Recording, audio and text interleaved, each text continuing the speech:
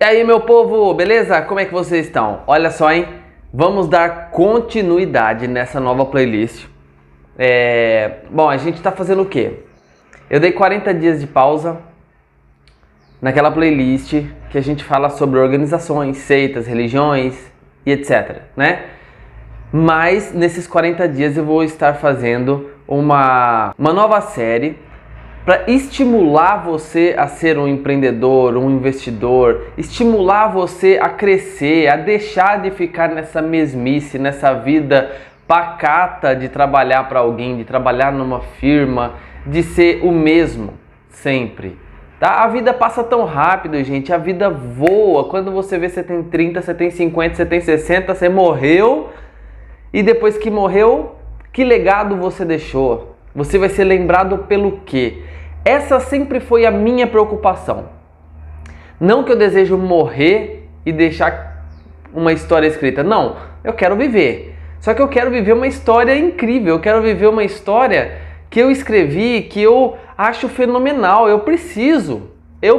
O ser humano foi feito para isso. Foi feito para escrever história, entendeu? É aquela pessoa que tem vontade de pular de paraquedas. Por que não pula? Por que não pula? Vai escrever sua história. Nossa, a minha loucura é pra pegar onda de prancha. Vai fazer, poxa. Seja memorável, faça o que der na telha. Não tô mandando você usar droga, você fazer qualquer coisa errada, não. Faça uma história bonita, escreva uma história. Ainda mais se você tem filhos, você tem que mostrar pra eles como a vida passa rápido e que a gente tem que fazer coisas memoráveis. Qual é o legado que você está deixando para o seu filho, certo? Então esse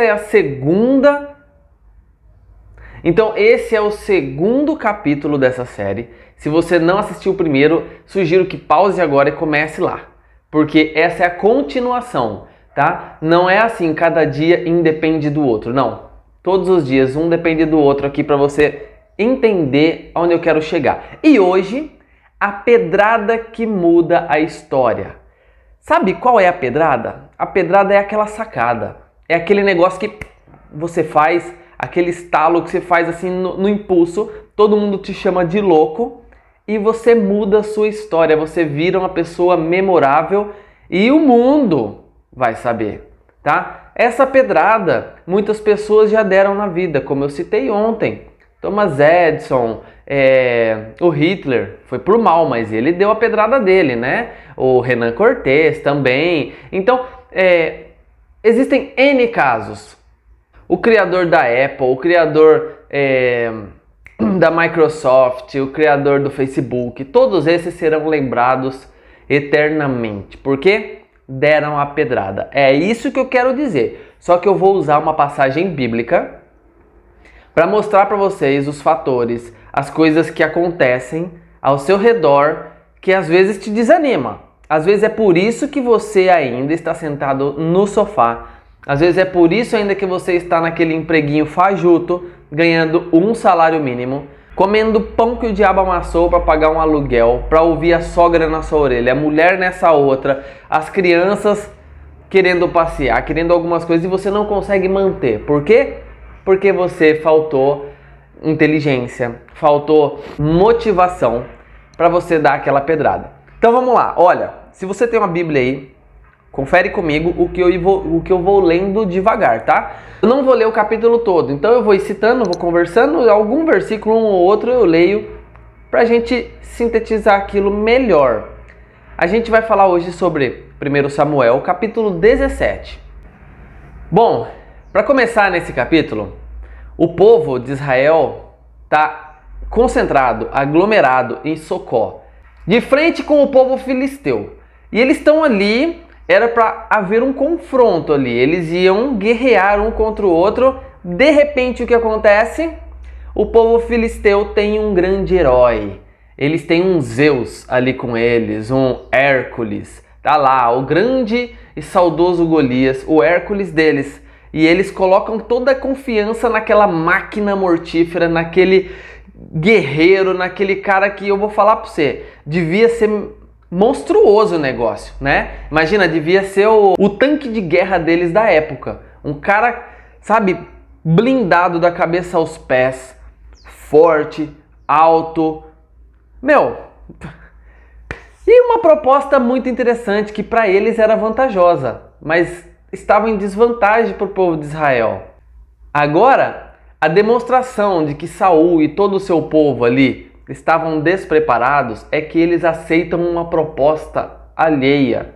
Olha só, não existe uma regra para ter uma batalha. A única regra é enfrentar. Então, geralmente, como aconteciam as batalhas? Eles juntavam as tropas dos dois lados e espada com espada, lança com lança, escudo e... Era assim, do começo ao fim a guerra. Aí vem o inimigo e propõe uma proposta. Eles não são obrigados a aceitar a proposta. Entende? Olha, gente, tá aqui o nosso Golias, nosso Hércules. Escolhe um de vocês aí, vem lutar com ele, acabou. E o povo que ganhar faz o outro de escravo. Olha que proposta. Mas eles não precisavam aceitar. Eles podiam simplesmente sair no mutirão, matar todo mundo. Mas olha o cagaço dos caras. Eles estavam em grande quantidade, mas eles acharam que aquela máquina mortífera iria pôr tudo para baixo. Eles ficaram com medo das cabeças que iriam rolar, então eles aceitaram a proposta, mas olha, quem vai? Quem vai? Aí um começa a olhar para a calça do outro assim, escorrendo aquele feijão, todo mundo meio que se borrando de medo, inclusive o rei, que de todos ali, vocês concordam comigo que o mais capacitado era o rei? O rei Saul primeiro, que ele era um homem muito alto, muito forte, treinado na arte da guerra. Ele era o mais capacitado, nem ele quis. Mais interessante que isso, lembra do Davizinho de ontem? Ele tinha 3 irmãos, os maiores, os mais fortes, que foi o que o profeta Samuel se confundiu, achando que Deus tinha escolhido eles. Esses 3 estavam lá na batalha. Por que será que não enfrentaram? Por que será? Despreparação? Será que é isso? Eles estavam despreparados? Desmotivados? Eu digo mais, eles não acreditavam na vitória, tá bom? Eles não acreditavam, eles não tinham uma visão, eles não tinham um princípio, eles não tinham nada, eles só tinham a força, só isso. Agora eu vou falar uma coisa para você. Antes a sabedoria, a percepção, a inteligência, o estudo, a crença, do que a força. Porque um homem forte, um homem muito forte, mas que não sabe movimentar umas ferramentas, ele jamais troca um pneu de um carro. E uma mulher fraquinha, que sabe trocar o pneu do carro, ela troca e faz o homem passar vergonha. Então, junta os dois. Ou, qual dos dois você preferia? Beleza, vamos seguindo em frente. Eu vou passando as lições que eu aprendi com essa história para minha vida, para aplicar na minha vida. E eu aplico na minha vida diariamente. E no versículo 15 desse capítulo 17, você vai ver que Davi era um cara muito esforçado. Ele era pequenininho, daquele jeitinho meigo, tal, bonitinho, mas ele era muito esforçado. Ele estava lá no pasto cuidando das ovelhas e a guerra acontecendo por lado de cá. O pai dele fala, vai lá levar pão, queijo, isso, aquilo, para a turma lá.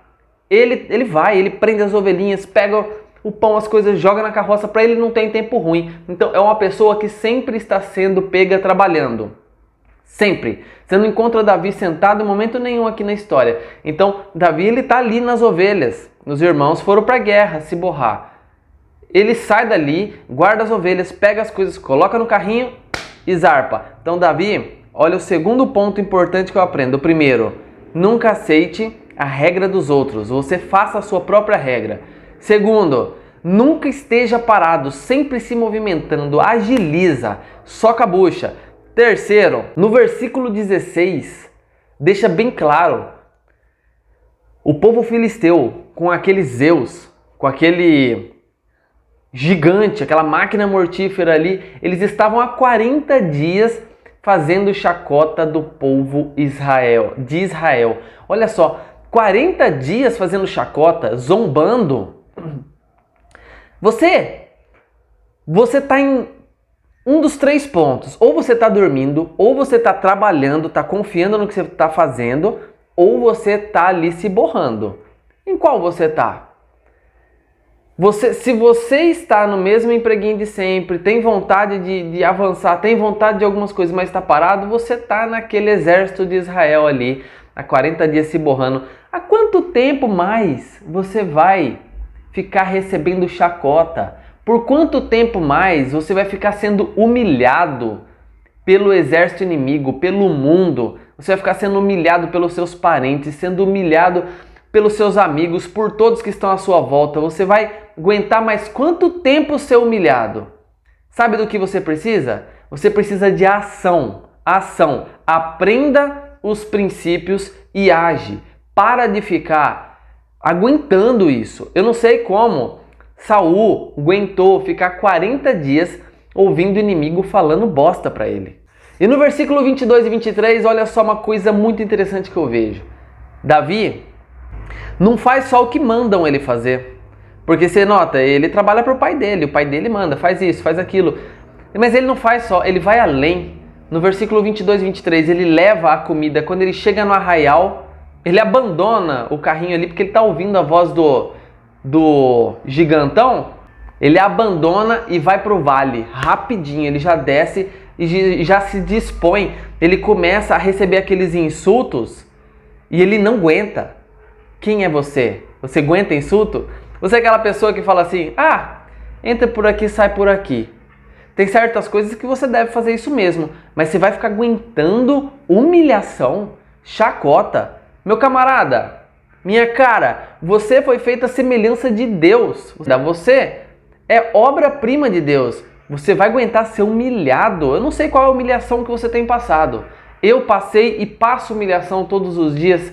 Agora, eu não aguento, eu não suporto. Então, eu trabalho diariamente isso na minha vida porque eu vou apresentar uma mudança drástica. Não para o mundo, para mim mesmo. Só que o mundo vai tornar a minha imagem memorável porque eu vou fazer coisas grandes, entende? E você? Qual é a convicção que você tem sobre você? Davi não. Davi, ele era um cara, além de ser uma pessoa que não parava, ele ainda era super disposto, pau pra toda a obra, sabe? Aquela pessoa que não tem tempo ruim, ele faz tudo e mais um pouco. E no versículo 24 é possível ver que todos os homens da guarda do rei Saul, todos os homens de Israel fugiam, tremendo de medo do gigante. Eles se borravam, ele estava lá quando o gigante subia, certa hora do dia, ele subia, ia no vale. O vale é descida, mas ele passa, dá a entender, né, que ele sobe a montanha, desce para o vale. Quando ele chega lá e faz a proposta dele e humilha, o povo se borra e foge tremendo. Aí no versículo 26, que eu vou ser obrigado a ler, você vai notar uma coisa muito interessante. Deixa eu pegar aqui. Então falou Davi aos homens que estavam com ele, dizendo: que farão aquele homem que ferir aos filisteus? Ao filisteu, né? Aquele gigante. E tirar a afronta de Israel. Olha, ele queria limpar o nome de Israel. Ele queria tirar aquela humilhação de Israel. Ele não estava nem pensando nele. O que vão fazer para o cara que fizer isso? Limpar a barra de Israel, limpar o nome, tirar a afronta, a humilhação. Quem é, pois, este incircunciso filisteu? Incircunciso era uma pessoa assim que não era salvo, porque a pessoa que tinha aliança com Deus era o sinal, a circuncisão era um sinal, entendeu? Então ele quis dizer assim, esse cara, ele não tem uma aliança com o nosso Deus. Quem é esse imbecil? Para afrontar o exército do Deus vivo. O que eu vejo aqui? Quem é esse incircunciso, esse desprovido de um Deus vivo, que vai afrontar o exército do Deus vivo? Isso significa que Davi tinha princípios. Ele se motivava pelos princípios, tá? Você é uma pessoa que tem princípios? Você é uma pessoa que defende com unhas e dentes algumas convicções que você tem? Davi, sim. Por isso ele era um vencedor, por isso ele marcou história. Versículo 28, que eu vou ler também, você vai ver uma coisa que vai acontecer muito com você se você começar a agir. E ouvindo Eliabe, seu irmão mais velho, falar aqueles homens, acendeu-se a ira de Eliabe contra Davi. E disse: por que desceste aqui? Com quem deixaste aquelas poucas ovelhinhas no deserto? Olha Eliabe zombando da cara dele, achando que o servicinho de pastor é moleza. Vai Eliabe, vai cuidar de ovelha. Bem conheço a tua presunção, chamou Davi de presunçoso, e a maldade do teu coração, chamou ele de maldoso, que desceste para ver a peleja. Eliabe, zombando de Davi, por que não vai limpar a bunda que está suja e vai enfrentar o gigante então? Ele zombando de Davi, então quer dizer, as pessoas que estão ao seu redor, quando vê você agindo, vão zombar de você, desmerecer o que você está fazendo e vão tentar te jogar lá para baixo. Vão tentar jogar sua cara no pó. E se você fizer coitadismo, você vai ser um coitado para sempre. Esquece. Esse é o tipo de coisa que você ouve por aqui, solta por aqui. Porque você vai ver o que Davi faz com relação a essa intimação do irmão dele. Olha aqui.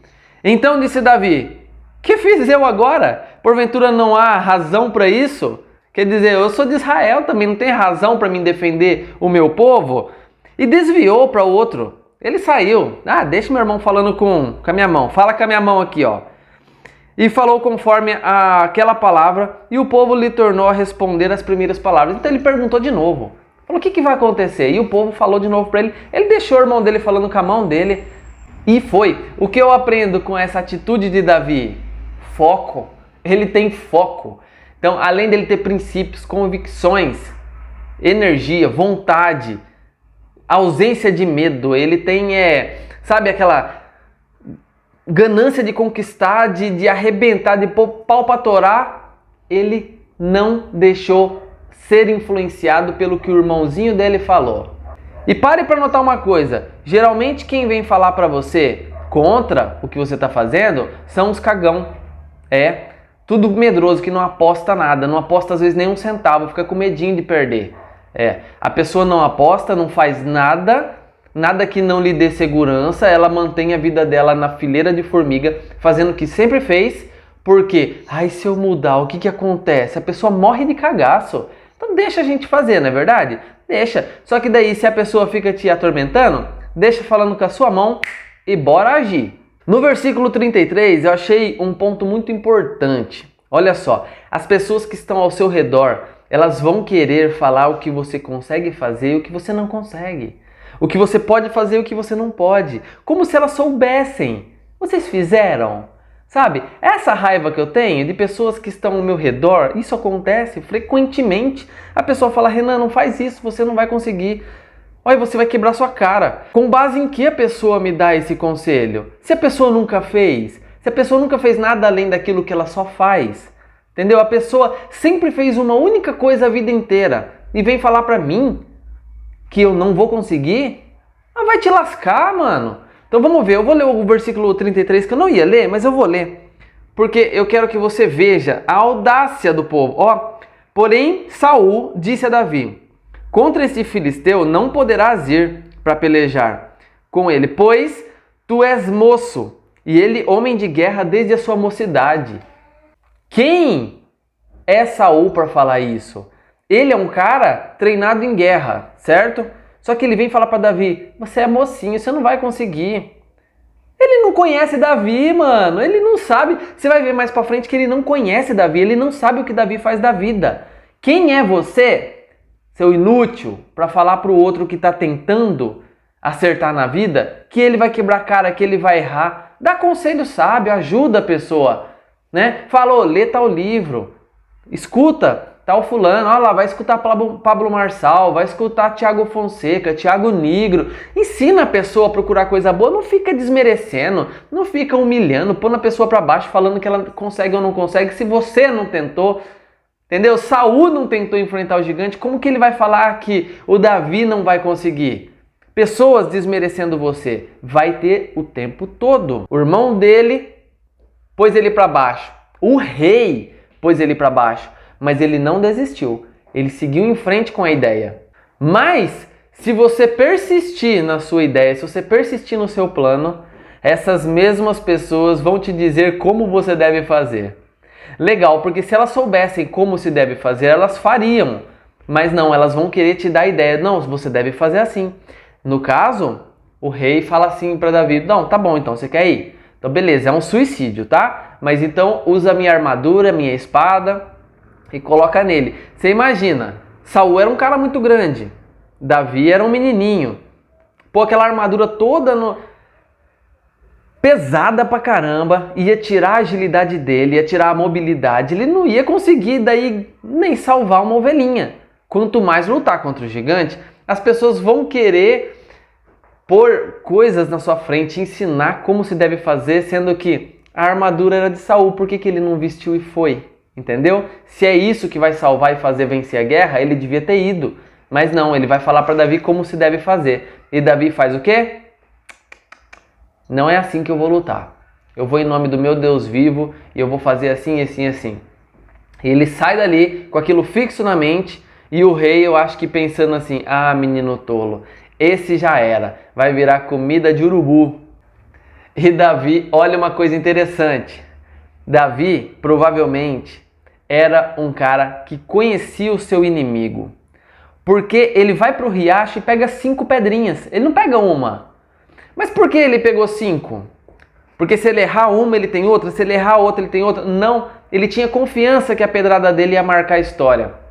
Ele pegou 5 porque ele sabia que o gigante tinha 4 irmãos. Ele pensou, e se eu matar Golias e vier o outro? Golias Júnior. E se eu matar o outro e vier o outro? Então eu vou pegar 5 já, uma para cada um e boa. É um cara que ele tinha na cabeça fixo, não, a minha pedrada vai dar certo. Ele tinha fé na ação dele, ele tinha fé no objetivo. Ele pegou 5. Olha, uma lição importantíssima que eu aprendi sobre isso. Ele conhecia o inimigo, entendeu? Você conhece o que você está enfrentando? Como é que você vai passar a conhecer? Antes de você investir em alguma coisa, antes de você abrir um negócio, estudar, meu lindo. Livros, vai assistir vídeo desses caras que eu falei, vai pesquisar a fundo sobre o assunto no qual você vai atuar. Estude o seu inimigo, tá? Para que você dê a pedrada certeira. Davi fez isso, era só um menininho. Saul era um rei, já tinha travado várias batalhas, ele era um bom estrategista de guerra e não fez isso. Davi estudou o caso, catou 5 pedrinhas, bora matar essa desgrama. Aí no versículo 42 e 43, ele está chegando no arraial de frente com o gigante. E olha que coisa interessante. O mundo vai zombar de você. Porque o gigante fala tanta asneira para ele e zomba dele, que isso é o que vai acontecer no mundo dos negócios. Quando você começar a enfrentar, se for um casamento, se for negócios, seja lá o que for que você vai enfrentar, vai jogar a pedrada que vai marcar a sua história, essas pessoas que estão nesse mundo vão zombar de você. Tome muito cuidado para você não aceitar essas palavras como verdades, tá? Se você aceitar essas palavras como verdades absolutas, você jamais vai conseguir vencer. Agora o versículo 45 a 47 eu vou ter que ler. Essa eu tenho que ler. Essa é fenomenal. 45 a 17, ó. Davi, porém, disse ao filisteu: você, seu gigante, vem a mim com espada, com lança, com exército, com espada, com lança, com escudo, porém eu vou a ti em nome do Senhor dos Exércitos. Convicção, firmeza, foco no seu objetivo. O Deus dos exércitos de Israel, a quem você afrontou, ele jogou a afronta que era para ele no Deus dele. Isso é muito bacana, sabe por quê? Davi pôs Deus na frente. Então tudo que você for fazer, coloque Deus na frente. Davi, ele pega aquela afronta e fala: para mim, isso eu não aceito. Eu não aceito essa afronta.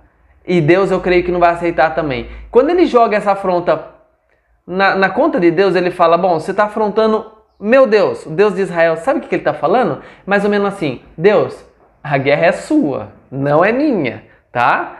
Eu tô aqui como instrumento.